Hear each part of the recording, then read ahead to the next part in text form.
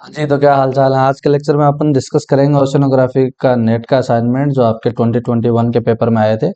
उन क्वेश्चंस को अपन डिस्कस करेंगे। कुछ क्वेश्चंस जो है वो बड़े अजीबोगरीब हैं, इसमें कुछ है किए हैं, ज़्यादा नहीं है।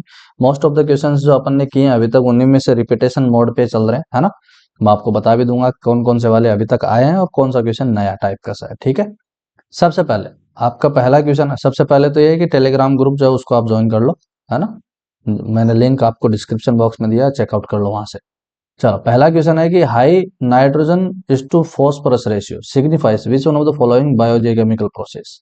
आपको रेड फील्ड रेशियो याद है। रेड फील्ड रेशियो में अपन ने बोला था कि आपका ये क्या होता है, main molar ratio of nitrogen, carbon and phosphorus in organic matter, है ना। ऑर्गेनिक मैटर में जो आपका मेन रेशियो रहता है वो कितना रहता है, कार्बन, नाइट्रोजन और फॉस्फोरस का रेशियो कितना रहता है फोटोसिंथेसिस के दौरान पे जनरली 106, 16 एंड 1। मतलब अगर 106 एटम आपको कार्बन के चाहिए according to the Redfield ratio, तो नाइट्रोजन 16 चाहिए और फॉस्फोरस आपको 1 चाहिए, ये है। यहाँ पे अपन देखते हैं कि जब आपका नाइट्रोजन का और फॉस्फोरस का रेशियो आपका कितना दे रखा है, ग्रेटर देन 40, है ना, या इक्वल टू 40, इसका मतलब क्या, नाइट्रोजन बहुत ज्यादा बढ़ गया भाई, बहुत ज्यादा बढ़ गया नाइट्रोजन, ठीक है। तो नाइट्रोजन बहुत ज्यादा कैसे बढ़ सकता है भाई, क्या क्या प्रोसेस होती है उसमें। आपका नाइट्रिफिकेशन है। नाइट्रिफिकेशन में क्या होता है, जो अमोनियम होता है वो आपका नाइट्राइट में फिक्स होता है और नाइट्राइट से नाइट्रेट में जाता है, ठीक है। तो नाइट्रिफिकेशन सिंपली क्या करता है, अमोनियम से लेकर के नाइट्राइट और नाइट्राइट से लेकर के नाइट्रेट, ये जो प्रोसेस है ये 2 स्टेज प्रोसेस होती है।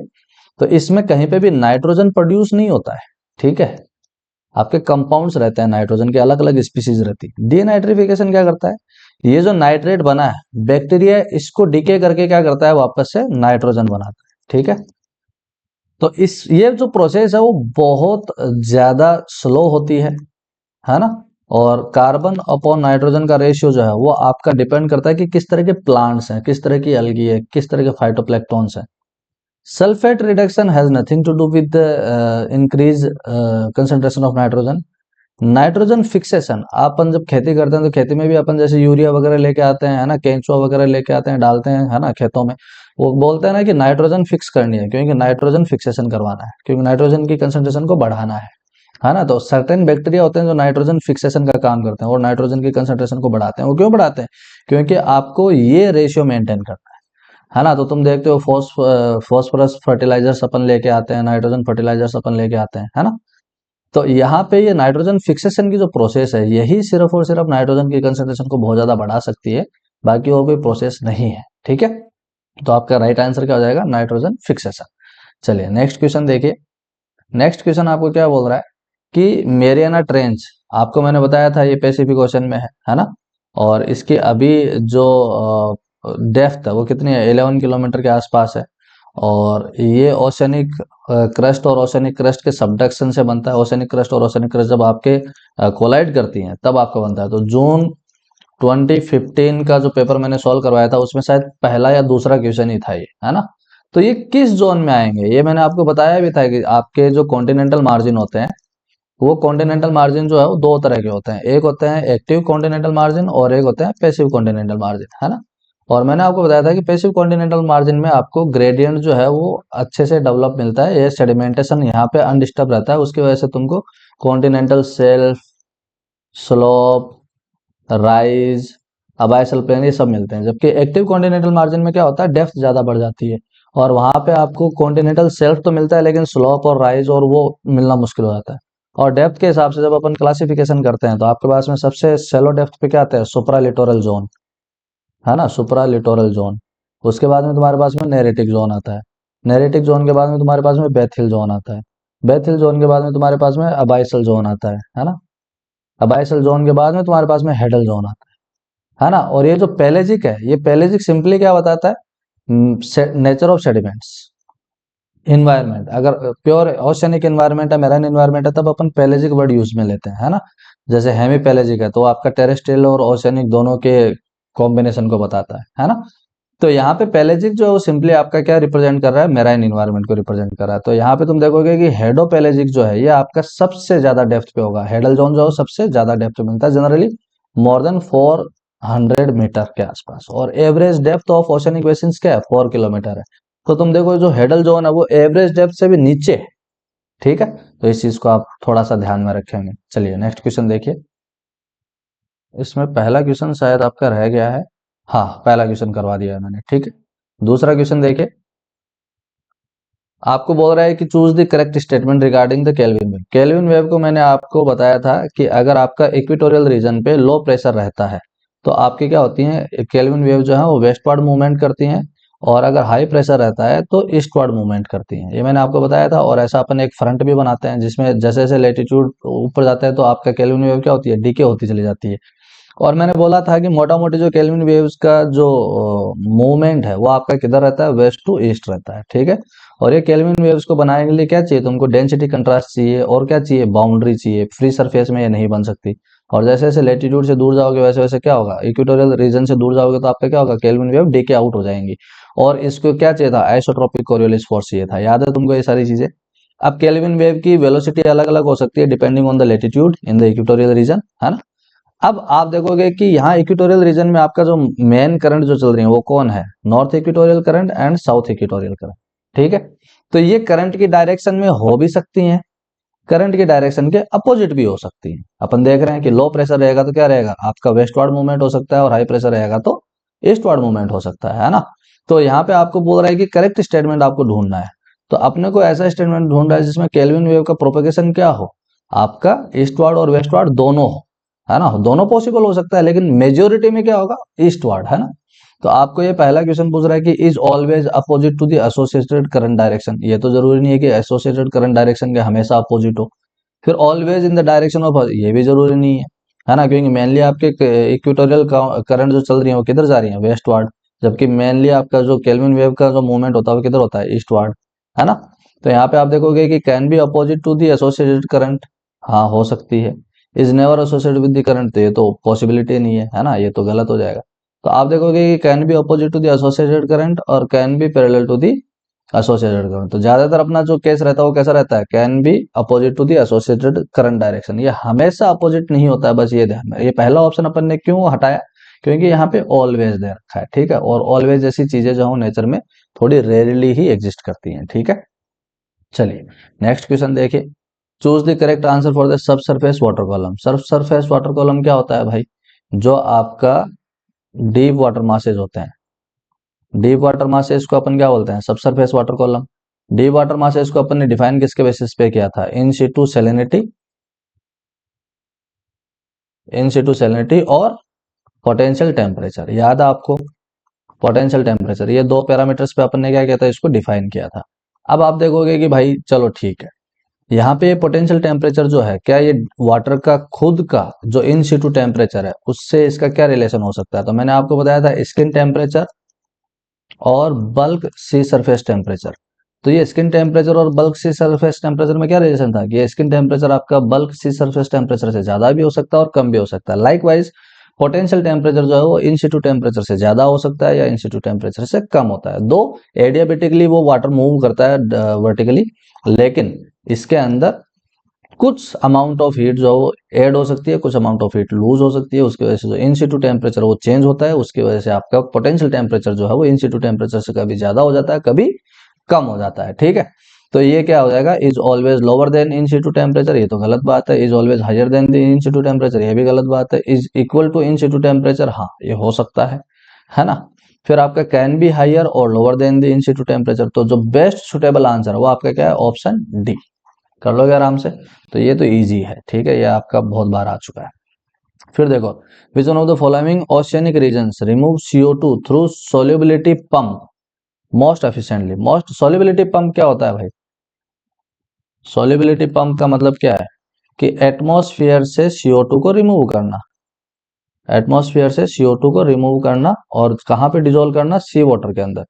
डिजोल्व कहां पे करेगा, सी वाटर के अंदर, है ना। तो आप देखेंगे कि अगर मैं इक्वेटोरियल रीजन से पोलर रीजन की तरफ जाता हूं तो सॉल्युबिलिटी ऑफ वाटर है वो क्या होता है भाई, टेम्परेचर डिपेंडेंट है, सैलिनिटी डिपेंडेंट है, प्रेशर डिपेंडेंट है। तो आप हायर लेटीट्यूड पे जब जाओगे तो तुमको टेम्परेचर डिक्रीज होता हुआ मिलेगा, सैलिनिटी भी डिक्रीज होती हुई मिलेगी, और प्रेशर है वो इंक्रीज होता हुआ मिलेगा। इसका मतलब क्या है कि सबसे ज्यादा सोलिबिलिटी पंपिंग जो है वो मोस्ट एफिशिएंटली कहाँ पे हो सकती है, पोलर रीजन पे हो सकती है। ठीक है, तो तुम देखोगे कि मोस्टली जो CO2 है वो कहाँ से रिमूव होगी, पोलर रीजन से रिमूव होगी। कर लोगे आराम से, तो आपका सही आंसर क्या हो जाएगा, पोलर। ठीक है, तो इसको आप थोड़ा सा ध्यान में रखेंगे। चलिए नेक्स्ट क्वेश्चन देखिए। If the oxygen and carbon compensation depths are approximately 120 meter and 3800 meter respectively, which of the following species will be found in sediment deposited at 4500 meter water depth? आपको बोल रहा है कि oxygen and carbon compensation depth, है ना। Oxygen की एक depth आती है कंपनसेशन डेप्थ, है ना, जहाँ पे प्रोडक्शन और कंजम्पशन दोनों बराबर हो जाता है। कार्बन कंपनसेशन डेप्थ में भी होता है कि आपका प्रोडक्शन और कंजम्पशन बराबर हो जाता है। तो डेप्थ के हिसाब से आपका बोल रहा है कि ऑक्सीजन जो कंपनसेशन डेप्थ है वो आपको 120 मीटर के आसपास मिलती है ऑक्सीजन के लिए, और डेप्थ पे आप नीचे जाओगे तो 3800 मीटर तक आपको कौन मिलता है, कार्बन की कंपनसेशन डेप्थ मिलती है। उसके नीचे अगर सेडिमेंट्स की बात करेंगे 4500 मीटर की डेप्थ पे, तो आप बताओ कि इनमें से कौन सा जो है कौन सी स्पीसीज सेडिमेंट्स में मिलेगी। तो अपने को पता है कि कार्बन कंपनसेशन डेप्थ या कार्बोनेट कंपनसेशन डेप्थ के नीचे अपने को CCD के नीचे अपने को क्या मिलता है, सिलिशियस कंपोजिशन वाले ऑर्गेनिज्म मिलते हैं भाई, सिलिशियस कंपोजिशन वाले, है ना। तो उन्हीं के सेडिमेंट्स आपको मिलेंगे भी, और उन्हीं की स्पीसीज तो आप देखोगे रेडियल एरिया ऊज है, रेडियल एरिया ऊज बनता है ना। वो कहाँ बनता है, डीप ओशन फ्लोर पे बनता है। तो तुम देखोगे कि रेडियल एरिया सिलिशियस कंपोजिशन का है, और ये आपके इस डेप्थ पे आराम से स्पीसीज में स्टेबल फॉर्म में सेडिमेंट्स का पार्ट बन सकता है। नॉक्टिलुका क्या होता है, नॉक्टिलुका एक तरह का डायनोफ्लैजिलेट्स है। ठीक है, डायनोफ्लैजिलेट्स क्या है भाई, है ना, यूनिसेलुलर ऑर्गेनिजम्स हैं, और कैल्शियम कार्बोनेट से मिलकर के बने होते हैं ये, है ना, कैल्शियम कार्बोनेट से बने होते हैं। और कौन सा कैल्शियम कार्बोनेट, स्पेसिफिकली एरोगोनाइटिक, है ना, एरोगोनाइटिक। तो तुम देखोगे कि नॉक्टिलिका जो है, जो तुम देखते हो ना कि ये आपका बीच है और बीच पे तुमको रात को जगमगाता हुआ पानी दिखता है, तो वो जगमगाता हुआ पानी क्यों दिखता है, जैसे देखा होगा ना, फोटोज वीडियोस देखे होंगे कि कोई बंदा बीच पे घूम रहा है शोर लाइन के अलोंग अलोंग, और उसके तो वो तारे टिमटमाते हुए दिखते हैं, ऐसे लगता है कि भाई जो जुगनू है सारे सारे पानी के अंदर घुस गए हैं। वो जो फिनोमेना आता है उसको अपन क्या बोलते हैं, बायोल्यूमिनेसेंट, है ना, बायोल्यूमिनेसेंट। तो ये जो नॉक्टिलुका जो है ये आपके क्या है, एक तरह के बायोल्यूमिनेसेंट है। तो जब इनके अंदर किसी भी तरीके का डिस्टरबेंस आता है तो वो क्या करते हैं, बायोल्यूमिनेसेंट प्रोड्यूस करते हैं, और अपने को ये लगता है कि पानी के अंदर कोई जो है LED लाइट जगबुग जगबुग कर रहा है। ठीक है, तो यहाँ पे तुम देखोगे कि नॉक्टिलिका जो है एक तरह का बायोल्यूमिनेसेंट है, ये ध्यान में रखना। ठीक है, और सिंटोलिन्स करके इसके अंदर एक एंजाइम होता है, शायद उसकी वजह से उसके अंदर ये बायोल्यूमिनेसेंट्स का इफेक्ट आता है। ठीक है, फोरामिनिफेरा है, अपने डायमॉर्फिज्म की वजह से जाना जाता है ना, अपने डायमॉर्फिज्म की वजह से जाना जाता है, ये आपको पता ही है। फोरामिनिफेरा भी आपका यूनिसेलुलर ऑर्गेनिज्म है, प्रोटिस्टा फाइलम में, और ये एनिमल्स हैं, है ना, माइक्रोस्कोपिक एनिमल्स हैं। और इसकी जो मैंने क्लास में आप लोगों को बताया था पैलेंटोलॉजी की क्लास में, बुलोइड्स, है ना, सेकुलिफायर, फाल्कनसिस, रबर, क्वाड्रिलोबटस, है ना, याद है, मेनार्डी, ट्रैंक्टुलनोइड्स, इनफ्लेटा, पेकिडर्मा, ड्यूफर्टी, प्लेनिटिना, वो मैंने आपको बताए थे ना, ग्लोबिजेरिना, ग्लोबिजेरिनोइड्स, वो वाले सारे सारे, है ना। तो वो तुमको याद करने हैं भाई, और उसमें आपने देखा था ना पोलर स्पीसीज में कौन कौन थे, है ना, 9, 10, फिर आपका टेम्परेट रीजन में क्या था, 1 to 7, है ना। ये याद है तुमको, 1 to 7 या 2 to 7 था ऐसा करके, फिर आपका था, फिर अपवेलिंग वाले रीजन में अपन ने कुछ पढ़ा था। तो वो एक बार थोड़ा सा रिवाइज कर लेना। ठीक है, माइक्रो पैलेंटोलॉजी के मैं क्वेश्चन करवा नहीं रहा हूँ, लेकिन तुम देखोगे कि तो वो क्वेश्चन वहां से बराबर पूछ रहा है। ठीक है, तो उस चीज का ध्यान रखेंगे। चलो, तो इसका सही आंसर अपना क्या हो जाएगा, रेडियल एरिया हो जाएगा, इसमें कोई दिक्कत नहीं है। टेरापोड्स क्या होते हैं, एरेगनेटिक कंपोजिशन के होते हैं। ठीक है, एरेगनेटिक कंपोजिशन के होते हैं, इसलिए उस डेप्थ पे नहीं मिलेंगे जनरली कैल्शियम कार्बोनेट। फिर आपका पूछ रहा है कि which one of the following biogeochemical process indicate anoxic condition. Anoxic condition का मतलब क्या है भाई, रिड्यूसिंग एनवायरनमेंट, है ना, रिड्यूसिंग एनवायरनमेंट। और नाइट्रिफिकेशन तो आपका ऑक्सीडाइजिंग एनवायरनमेंट में बनता है ना। अभी थोड़ी देर पहले बताया था नाइट्रिफिकेशन क्या होता है भाई, अमोनियम, अमोनियम से नाइट्राइट, नाइट्राइट से नाइट्रेट। नाइट्रोजन फिक्सेशन जो है ये भी आपका क्या ऑक्सीडाइजिंग एनवायरनमेंट में होता है। अमोनियम ऑक्सीडेशन है, यह भी आपका ऑक्सीडाइजिंग एनवायरनमेंट में होता है। और ये एनोमक्स रिएक्शन है, ये आपका कहाँ पे होता है, रिड्यूसिंग एनवायरनमेंट में होता है। ठीक है, इसको आप ध्यान में रखेंगे, ये कहाँ पे होता है, रिड्यूसिंग एनवायरनमेंट में होता है। कर लोगे। चलो नेक्स्ट देखो, फिर आपका ये क्वेश्चन है, ये बड़ा अच्छा क्वेश्चन है, तुम एक बार इसको भूल जाओ, ऑप्शंस को भूल जाओ, तुम सिर्फ यहाँ पे देखो कि अगर एलिमेंट्स का मुझे प्रोफाइल देखनी है, ठीक है, एलिमेंट्स की प्रोफाइल में आपको याद है शुरू से मैं बोल रहा हूँ कि अगर अपन क्लोराइड लें या क्लोरीन ले या ब्रोमीन ले या आयोडीन ले या क्लोरिनिटी अपन डिटरमाइन करते हैं ना डेप्थ के हिसाब से, तो तुम देखते हो कि ये जो है यूनिफॉर्मली डिस्ट्रीब्यूटेड होते हैं। ठीक है, क्यों होते हैं? क्योंकि बहुत लंबे टाइम से पड़े हुए ओशनिक वाटर के अंदर स्टेरिंग बहुत बार हो चुकी है, तो यूनिफॉर्मली डिस्ट्रीब्यूटेड होते हैं। फिर दूसरा मैंने आपको ये डी वाला, तुम देखो पहले वाले में तो तुमको पता है कि भाई क्लोराइड आएगा पक्का 100%, इसमें कोई डाउट ही नहीं है। तुम डी वाला देखो, डी वाला किसके लिए है? ऑक्सीजन मिनिमम लेयर के लिए। तुम देखते हो कि आपका ऑक्सीजन की कंसंट्रेशन जो है पहले घटती है फिर वापस बढ़ती है ना? तो तुम देख रहे हो पहले आपका घटा फिर आपका वापस बढ़ा। तो ये जो है ये आपकी क्या है? ऑक्सीजन मिनिमम लेयर है ना? और ऑक्सीजन मिनिमम लेयर में तुम दूसरी तरफ देखोगे तो जो नाइट्रेट है उसका क्या रहेगा? ये वाला। तो जहां पे आपका ऑक्सीजन मिनिमम लेयर होता है वहां पे न्यूट्रिशन मैक्सिमम होते हैं, तो ये अपन देखते हैं। तो ये आपका ऑक्सीजन का 100%, तो ए आपका क्लोराइड के लिए हो गया, बी आप डी आपका ऑक्सीजन के लिए हो गया। सी वाला देखो, सी वाला क्या हो रहा है? डेप्थ के साथ में इंक्रीज हो रहा है। तो डेप्थ के साथ में इंक्रीज कौन होगा भाई? डेप्थ के साथ में रिड्यूसिंग कंडीशन आती जाएंगी, रिड्यूसिंग कंडीशन आती जाएंगी, तो Fe2+ है, Mn2+ है, याद आ रहा है? वो सारी चीजें क्या करेंगे? सोल्यूबल होते जाएंगे, सोल्यूबल होते जाएंगे। समझ में आ गया? तो देखो अब ये वाला तुम देखो, ये डेप्थ के साथ में क्या हो रहा है भाई? डिक्रीज हो रहा है, कॉन्स्टेंटली डिक्रीज होता जा रहा है। तो डेप्थ के साथ में डिक्रीज कौन होता जाएगा? सोच के देखो, डेप्थ के साथ में डिक्रीज कौन होता जाएगा? ऐसे एलिमेंट्स जो आपके रिड्यूसिंग एनवायरनमेंट में स्टेबल नहीं होते, है ना? जैसे एल्यूमिना है, एल्यूमिनम +3+2 प्लस उस +3+4 में रहता है। यहाँ पे तुम देखोगे एल्यूमिना शायद +3 में रहता है मेजरली, है ना? यहाँ पे तुम देखोगे कि भाई पहला वाला जो है, तो तुमको क्या क्या ऑप्शन दे रखा है? ए तुमको दे रखा है कि कॉपर जिंक का है ना? और दूसरे ऑप्शन में तुमको दे रखा है कि ए जो है क्लोराइड और ब्रोमीन का है। तीसरे में दे रखा है कि ए जो है वो आपका क्लोराइड और ब्रोमीन का है। और डी जो तुमको दे रखा है उसमें दे रखा है कि ए जो है एल्यूमिनियम एंड मैंगनीज का है। अब तुम सोच के देखो भाई, ए जो है वो आपका 100% क्लोराइड का है, तो आपका ऑप्शन बी एंड सी आपने लॉक कर दिया। अब तुमको देखना ऑक्सीजन वाला किस में दे रखा है? डी में। तो डी में आपका क्या होगा? ऑक्सीजन और नाइट्रोजन। डी में यहाँ पे कौन दे रखा है? Copper zinc. डी में यहाँ पे क्या दे रखा है? Chloride bromine. यहाँ पे कौन दे रखा है? Chloride bromine. तो डी तो क्लोराइड ब्रोमीन मर जाए तो नहीं होएगा, है ना? तो तुमको पता है कि डी ऑलवेज ऑक्सीजन और नाइट्रोजन की कंसेंट्रेशन को ही बताएगा। तो तुम देखोगे कि ऑप्शन सी जो वो ऑटोमेटिकली करेक्ट हो गया। तुमको वहां पे ना थोड़ा सा अपने आप पे भरोसा रखना पड़ेगा भाई लाडले, कि अगर मैं थोड़ा सा ध्यान लगाऊंगा, प्रेजेंस ऑफ माइंड करूंगा, थोड़ा सा कॉमन सेंस अप्लाई करूंगा, तो इस तरह के क्वेश्चन जो बड़े आराम से निकल आते हैं, है ना? और ये वो क्वेश्चन है जिनको तुम देख के बोलोगे रे यो के पूछ लिया। कुछ भी नहीं पूछा है भाई, जो अभी तक पढ़ा है उसी को क्या कर रहा है? अलग अलग तरीके से पूछ रहा है ना? तुम देखो अभी तक अपन ने 150+ या 200 के आसपास क्वेश्चन सोल्व किए होंगे, उनमें से तुम देखो मेजोरिटी में क्या हो रही है? चीजें रिपीट हो रही हैं, बस प्रेजेंटेशन अलग है, पूछने का तरीका अलग है, ताकि कोई ये नहीं पूछे कि देख पेपर रिपीट हो गया है ना? तो बस ये वाली चीज है, इनको ध्यान में रखना है, थोड़ा सा कर लोगे आराम से। चलो, तो ये ऑप्शन सी ऑटोमेटिकली करेक्ट हो गया अपना।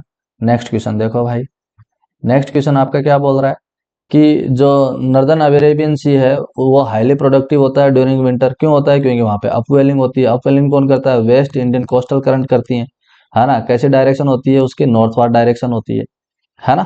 तो फिर ये दूसरा ऑप्शन, पहला ऑप्शन तो सही है। दूसरा बोल रहा है कि intense upwelling occurs due to winter monsoonal winds. Winter monsoonal winds की वजह से नहीं होता, वो वेस्ट इंडियन कोस्टल करंट की वजह से होता है ना? तो ये विंटर मानसून की वजह से नहीं होता है। इन द नदर्न अरेबियन सी, हाँ नहीं नहीं, विंटर मानसूनल विंड से नहीं होता, तो वो तो west eastern west India coastal currents की वजह से होता है। तो ये स्टेटमेंट तो बड़ा नहीं जम रहा। तो तुम्हारा सही आंसर क्या हो जाएगा? स्टेटमेंट ए सही है और स्टेटमेंट बी अनट्रू है ना? तो तुम देखोगे कि a is true but b is untrue, है ना? तो तुम देखोगे option c would be your correct answer.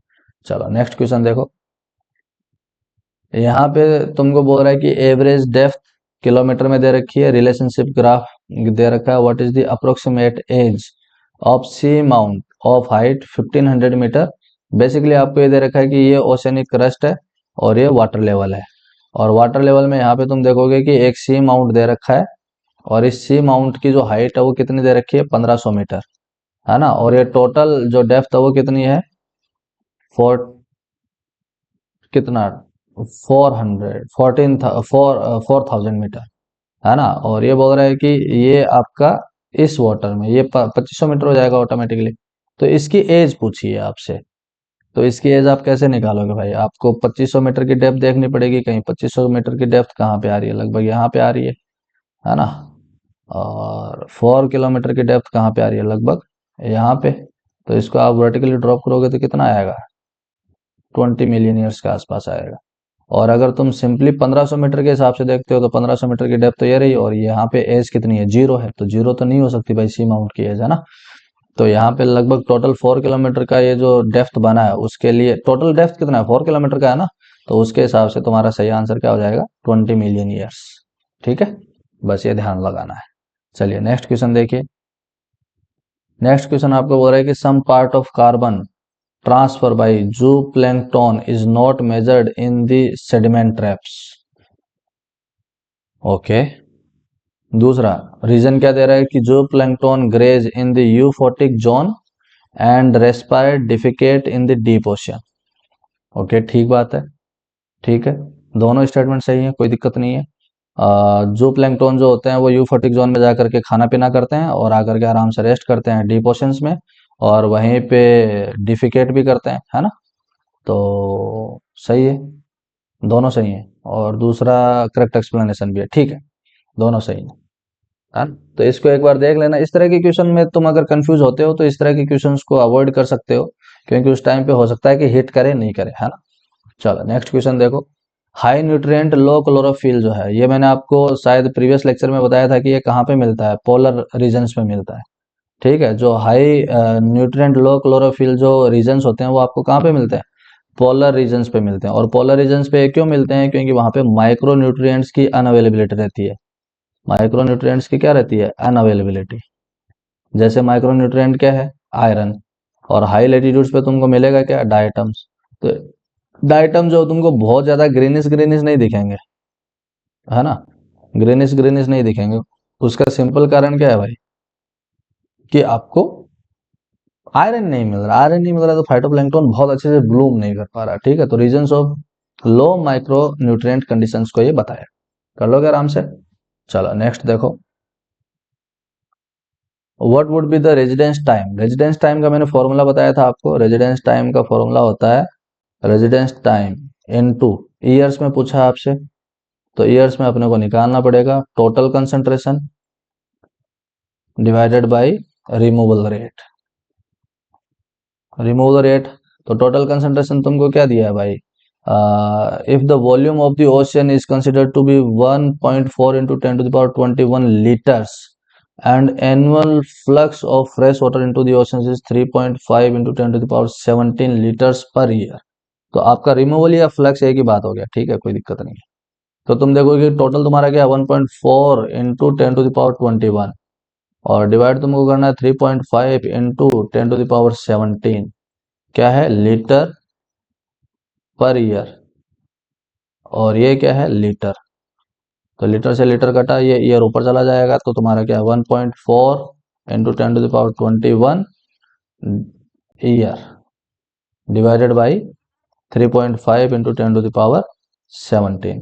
तो 17 ऊपर जाएगा तो आपका ऊपर पावर बचेगा 1.4 into 10⁻21 into 10⁻−17 divided by 3.5 into 10 हो गया।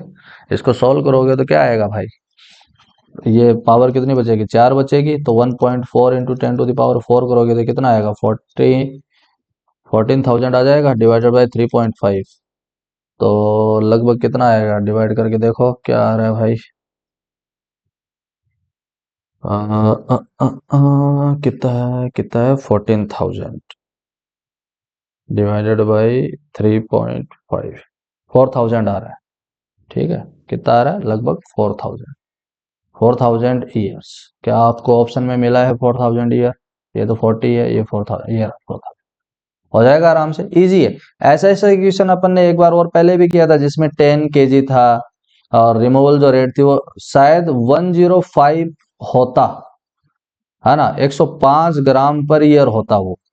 तो अब उसको करके 10,000 डिवाइडेड बाई 105, है ना, ये ईयर में आ जाएगा। तो इसको अगर करते हैं अपन तो कितना आता है भाई, 10,000 डिवाइडेड बाई 105, तो 95.23 के आसपास आ रहा है ना, 90। हाँ, तो ये ऑप्शन ही गलत था उसमें। मैं बोल रहा था ना कि उस क्वेश्चन में ऑप्शन मेरे को ठीक नहीं बैठ रहे। तो वो फॉर्मूले के हिसाब से तो अपन ने फॉर्मूला तो सही फिट किया था, लेकिन वो ऑप्शन गलत दिए हुए थे उसमें। ठीक है, इस तरह के क्वेश्चन आ जाए करके आ जाओ, है ना।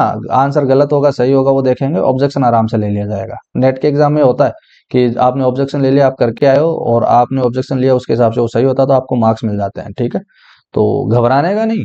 ठीक है, चलो।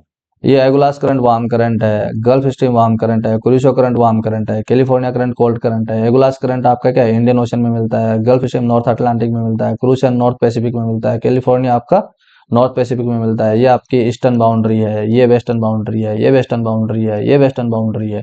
गल्फ स्ट्रीम जो आपकी सबसे फास्टेस्ट है ना। तो ये तो अब तुमको ऐसे ऐसे रट्टे जाने चाहिए कि हाँ देखते ही बता दे तुम।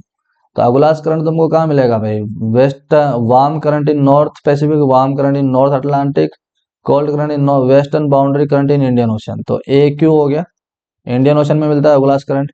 फिर गल्फ स्ट्रीम जो है वो तुमको नॉर्थ अटलांटिक में वार्म करंट में मिलेगा।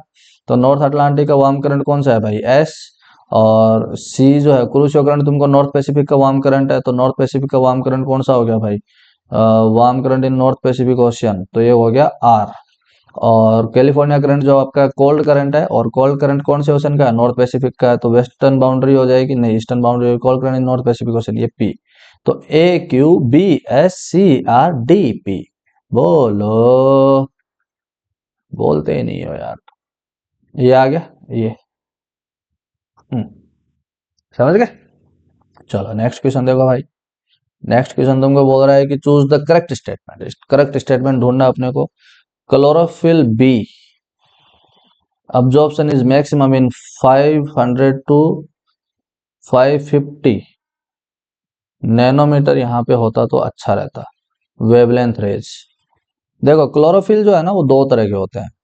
Chlorophyll, chlorophyll a and b. Chlorophyll a का जो मैक्सिमम ऑब्जॉर्प्शन होता है वो 450 नैनोमीटर के आसपास होता है, और क्लोरोफिल बी का जो होता है वो 650 या 640 नैनोमीटर के आसपास होता है। तो तुमको 500 टू 550 दे रखा, तो ये तो गलत हो गया। फिर increase in Bloom intensity results in decrease of dimethyl sulphides, नहीं। डाइमेथिल सल्फाइड आपका बनता है डाइमेथिल सल्फो नियोप्रोपियोनिएट, डीएमएसपी बोलते हैं इसको, सल्फो नियोप्रोपियोनेट, ऐसा सा कोई नाम है यार, बड़ा दोहरा सा नाम है। ठीक है, इसका जब डीके होता है तब आपका डाइमेथिल सल्फर बनता है या सल्फाइड बनता है। और ये जो है ब्लूम इंटेंसिटी जब होगी तो ये घटेगा नहीं भाई, ये बढ़ेगा। ठीक है, तो ये तो गलत है। फिर high concentration of dissolved organic matter results in increase of photic depth. Photic depth क्या होती है भाई, यहाँ पे अपने सूरज देवता है और यहाँ तक मान लो कि सोलर रेडिएशन बहुत अच्छे से पहुंच रही है, तो इसको अपन क्या बोलते हैं, फोटिक जोन बोलते हैं। और फोटिक जोन की डेप्थ जो है वो डिक्रीज होती है, किससे, इसके अंदर सस्पेंडेड मिनरल्स हो, पार्टिकल्स हो, डिजोल्ड ऑर्गेनिक मैटर है, डिजोल्ड इनऑर्गेनिक मैटर है, कोई भी किसी भी तरीके की चीजें डिजोल्ड इसके अंदर होंगी, वो क्या करेंगे, फोटिक जोन की डेप्थ को डिक्रीज करेंगी, है ना। क्योंकि सोलर रेडिएशन क्या करेंगे, वो अब्जॉर्ब करते जाएंगे, अब्जॉर्ब करेंगे तो वो बहुत डेप्थ तक पेनिट्रेट नहीं कर पाएगी सोलर रेडिएशन। तो तुम देखोगे कि भाई ये high concentration of dissolved organic matter है, ये क्या करेगा, डिक्रीज करेगा। और ऐसा सा क्वेश्चन अपन ने एक पहले भी किया था, शायद जून 16 या जून 17 के पेपर में था, है ना। सेम क्वेश्चन वापस आ गया घूम फिर के। फिर dimethyl sulphide does not absorb solar radiation in sea water. हाँ, तो डाइमेथिल सल्फाइड जो होता है वो वहां पे कहाँ चला जाता है, डिस्फोटिक जोन में या एफोटिक जोन में चला जाता है। जैसे डीके होता है, बैक्टीरियल डीके होता है, तो जनरली एनोक्सिक कंडीशंस में होते हैं और डीप वाटर कंडीशंस में होती हैं। तो डीप वाटर कंडीशन में वैसे सोलर रेडिएशन होती नहीं है, तो कहाँ से ऑब्जॉर्व करेगा भाई। ठीक है, तो ये आपका सही आंसर हो जाएगा। कर लोगे क्या आराम से। तो नेक्स्ट क्वेश्चन देखते हैं भाई। नेक्स्ट क्वेश्चन हो गया। चलो, तो ये 2021 के आपके क्वेश्चंस थे, बड़े इजी से क्वेश्चन है ना। जैसे तुमको मैं एक एग्जांपल दे के बताऊं कि अगर पहले क्वेश्चन से अपन स्टार्ट करें वापस, तो तुम इन 15 में से कितने आराम से कर सकते थे, कितने क्वेश्चन बड़े आराम से कर सकते थे, ठीक है, उसका मैं तुमको बताता हूँ, है ना। और ये ज्यादातर सी पार्ट के क्वेश्चन है ना, ज्यादातर सी पार्ट के क्वेश्चन है। यहाँ पे तुम देखोगे कि अगर मेरा थोड़ा सा भी दिमाग एग्जाम में ठीक ठाक से काम कर गया, पूरा नहीं, थोड़ा सा भी ठीक ठाक से काम कर गया, और जो तुमने पढ़ा है उसको थोड़ा सा भी तुमने ठीक ठाक से गूंथा है ना। गूंथा मतलब आटा गूंथते हैं ना रोटी बनाने के लिए, तो जितना अच्छे से आटा गूंथा हुआ होता है उतना ही अच्छे से रोटियां फूलती हैं। ये जैसे पहला क्वेश्चन है, ये तुम बहुत आराम से कर सकते हो। कहाँ गया भाई पहला क्वेश्चन, हाँ, बड़े आराम से कर सकते थे, इसमें कोई तकलीफ ही नहीं है। दूसरा क्वेश्चन है, ये बहुत आराम से हो सकता है ना। तीसरा क्वेश्चन है, ये बहुत आराम से हो सकता है, केल्विन वेव्स के लेक्चर से मैंने तुमको बता रखा है। ये चौथा क्वेश्चन है, ये कितने आराम से प्यार से हो सकता है, इसके बारे में पढ़ा है अपन ने पूरा डिटेल में, है ना। ये क्वेश्चन है, कितना प्यार से आराम से हो सकता है। ये छठा क्वेश्चन, ये देखो, ये तुमको थोड़ा सा परेशान कर सकता होता अगर तुमको बाकी तीनों के बारे में नहीं पता, लेकिन तुमको डेप्थ दे दी भाई, हेडल जोन की डेप्थ दे रखी है, वहां पे कैलकुलस कंपोजिशन वाले होंगे ही नहीं, और सिलिसियस कंपोजिशन वाला ही मिलेगा। तो अगर तुमको ये भी पता है कि रेडियल एरिया सिलिसियस कंपोजिशन का होता है, तब भी तुम इसको बड़े आराम से हिट मार सकते हो। फिर जैसे ये वाला क्वेश्चन है, तो ये हो सकता है कि तुम्हारे लिए नया हो, है ना, लेकिन तुम बाकी तीनों को अच्छे से देखोगे तो ये आपका आंसर वैसे ही पहुंच जाएगा, है ना। ये क्वेश्चन जो है ये बहुत संजीदा क्वेश्चन है, बहुत मतलब तगड़ा क्वेश्चन है ये। अगर तुम कंसेप्ट को अप्लाई करना जानते हो तो बहुत आराम से प्यार से निकल आता। ठीक है, ये क्वेश्चन है, ये क्वेश्चन जो है वो तुमको थोड़ा सा परेशान कर सकता है अगर तुमको ये विंटर मानसूनल विंड्स के साथ में तुम इसको एसोसिएट करते, अगर तुमको नहीं पता। लेकिन अपन ने वेस्ट इंडियन कोस्टल करंट के बारे में कितना पढ़ा है, कितना पढ़ा है, अरे कितना पढ़ा, इतना पढ़ा मैं बता भी नहीं सकता, इतना पढ़ा है। ठीक है, तो तुम इसको भी बहुत आराम से निकाल ले जाते, है ना। ये क्वेश्चन जो है वो तुम्हारे प्रेजेंस ऑफ माइंड पे काम करता है, उस टाइम पे दिमाग काम किया तो होगा, नहीं तो नहीं होगा, है ना। ये क्वेश्चन जो है ये भी वही है, प्रेजेंस ऑफ माइंड पे है, तुमको अगर सही टाइम पे फैक्ट हिट कर गया तो हो जाएगा, नहीं तो ये भी नहीं होगा। फिर जैसे ये वाला क्वेश्चन है, ये बड़े प्यार से होने वाला क्वेश्चन है, ये तुमको करवा रखा है मैंने, है ना। ये देखो, ये क्वेश्चन बहुत आराम से होने वाला क्वेश्चन है, इसमें कोई तकलीफ ही नहीं है ना। ये क्वेश्चन ओ हो मक्खन क्वेश्चन है, इसमें तो प्रॉब्लम होनी नहीं चाहिए, किसी भी दूर दूर तक नहीं होनी चाहिए। ये वाला क्वेश्चन है, हाँ, ये तुमको परेशान कर सकता है ना। तो 15 में से तुम आराम से 10 क्वेश्चन मार सकते हो भाई, और 10 क्वेश्चन मारने का मतलब है 40 क्वेश्चन, 40 नंबर स्ट्रेट लीड है ना। जेआरएफ कोई रोक नहीं सकता तुम्हारा, बट भाई वही है कि तुम कितना अच्छे से पढ़ते हो, ये इस बात पे डिपेंड करेगा। सो ये है, thank you so much for watching this video lecture, and I wish you all the very best for your examinations. Tata.